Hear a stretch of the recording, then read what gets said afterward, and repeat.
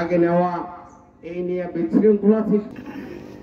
এবারে বিশেষ আসানসোলে না কেউ আসানসোলে উঠবেন না, কেউ আসানসোলে উঠবেন না, তাহলে কোনো রকম ভাবে দান সৎকা তারপরে এই ধরনের সবাইকে ধন্যবাদ। ফাতেমা হোসেন ফাউন্ডেশনের বস্ত্র বিতরণ হচ্ছে, যার পরিচালনায় ফাতেমা হোসেন ফাউন্ডেশন বোলপুর মোহনগঞ্জ বাগেরহাট।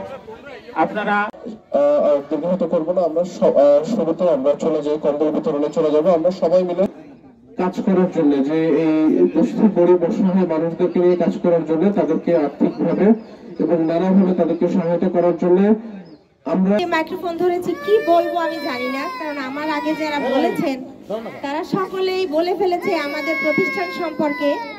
আর আপনারা